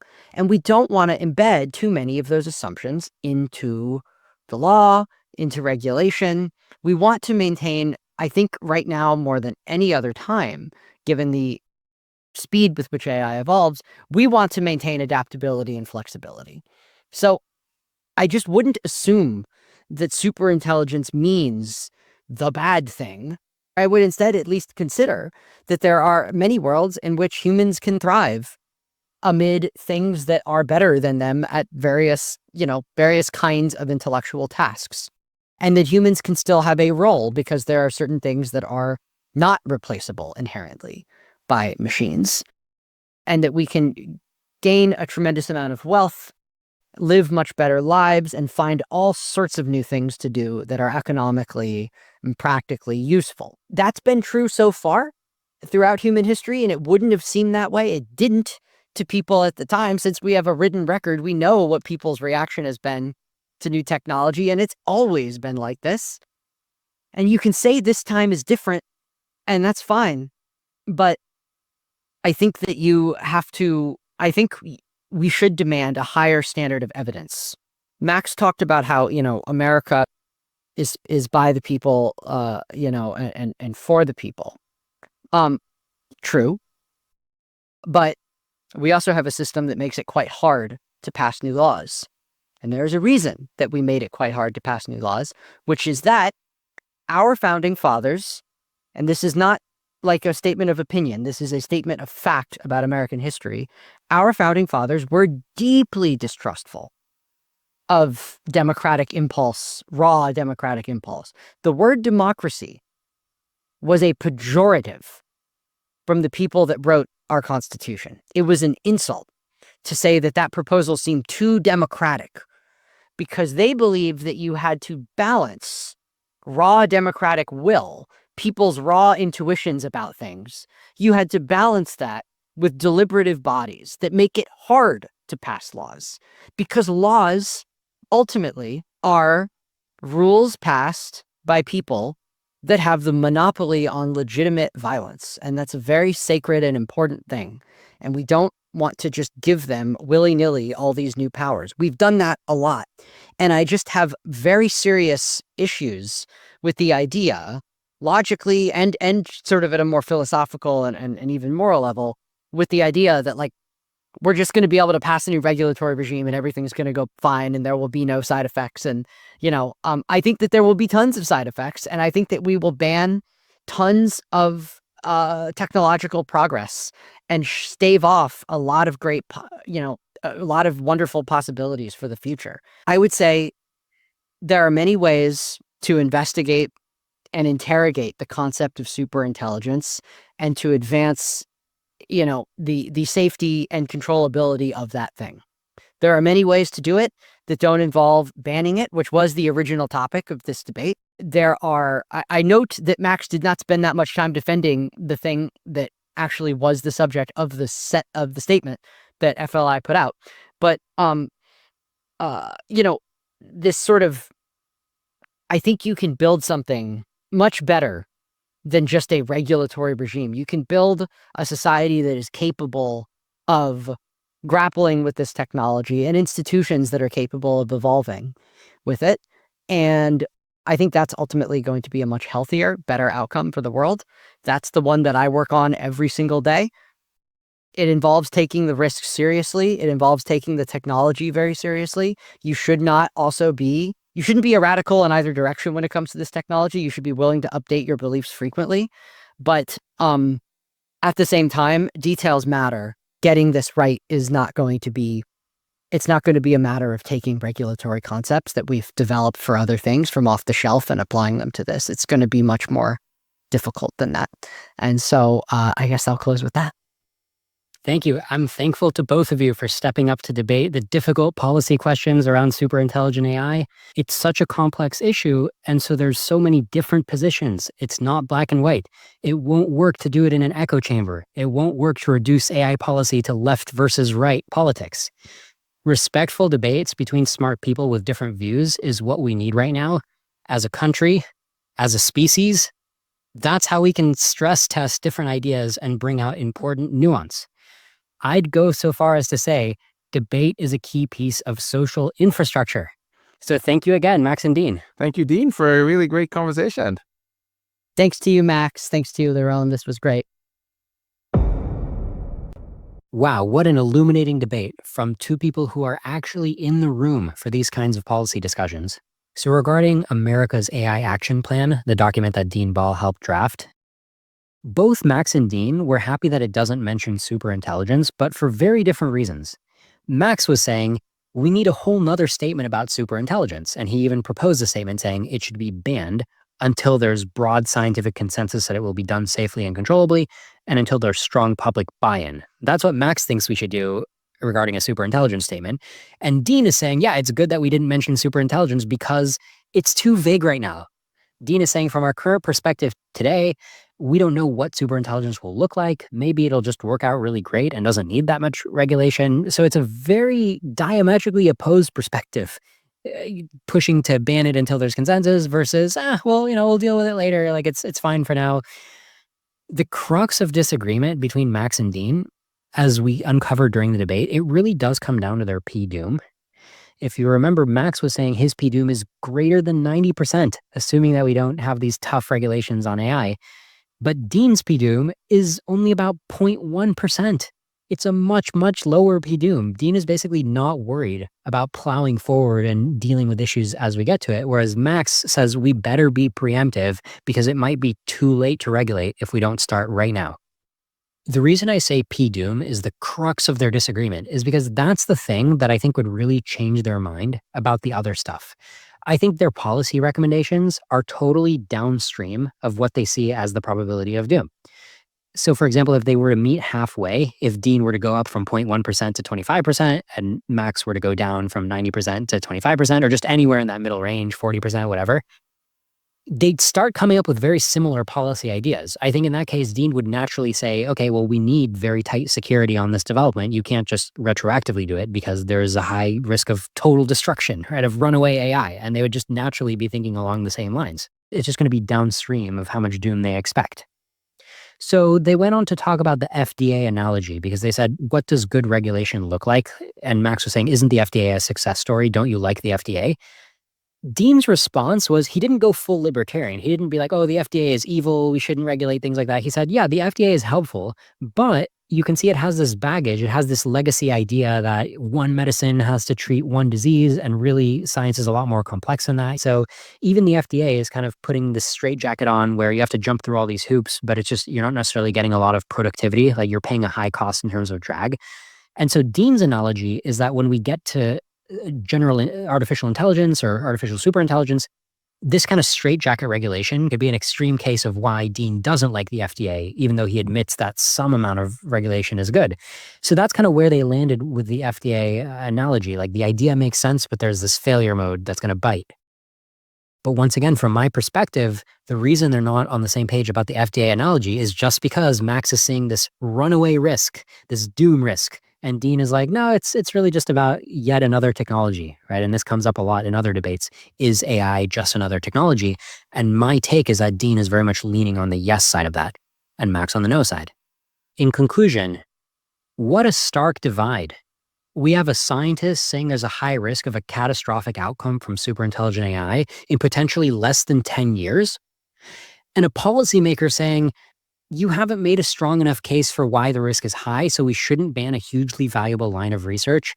And regulation by default is burdensome, so we should be constantly worried about over-regulation. It's quite a difference of opinion to reconcile. And what's crazy is that the stakes are so high and the timelines are so short. My prediction is that we're going to keep seeing policy that's downstream of the policymakers' P-doom. One of the benefits of having Dean Ball in this conversation is that we heard his perspective on P-doom more explicitly because it wasn't explicitly mentioned in America's AI Action Plan. More generally, I think debates about P-doom, or doom debates, if you will, are extremely productive for discourse. It's not just about this one disagreement between America's AI Action Plan and the Future of Life Institute's statement to conditionally ban superintelligence. It's a bigger picture. It's about building the social infrastructure for high-quality debate. The world is complex, and debate is one of the most powerful tools that we have as a society to navigate our way to appropriate policy decisions. But it has to be high-quality debate. The people have to be informed. It has to be respectful. It has to stay focused on the issue, not about finger pointing or character assassination or scoring political points. It has to be nuanced. It has to be seeding points where the two sides are actually trying to find common ground, if at all possible.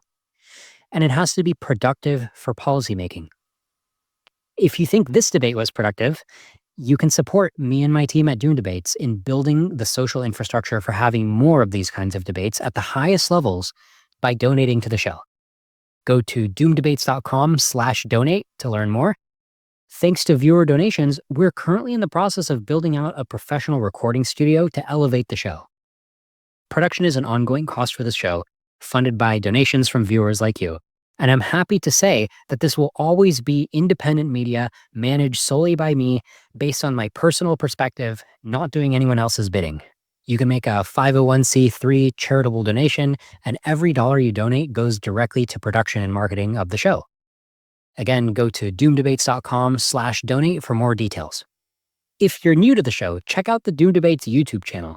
I've been having debates with some of the top thinkers in the space, like Gary Marcus, whose P-doom is apparently 1 to 2%, and Vitalik Buterin, who's more in the 8 to 12% range. And in each case, I ask them the question, why isn't it 50% or 90% like Max Tegmark over here? What is going on? How do we reconcile this huge gap? And how do we do it fast so that we can make productive policy decisions? While you're on that YouTube channel, smack the subscribe button so you'll conveniently get new episodes in your feed. And I look forward to bringing you the next episode of Doom Debates.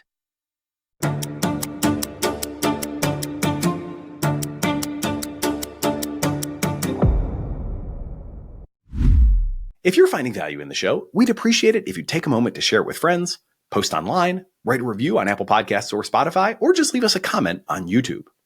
Of course, we always welcome your feedback, guest and topic suggestions, and sponsorship inquiries, either via our website, cognitiverevolution.ai, or by DMing me on your favorite social network. The Cognitive Revolution is part of the Turpentine Network, a network of podcasts, which is now part of A16Z, where experts talk technology, business, economics, geopolitics, culture, and more. We're produced by AI Podcasting.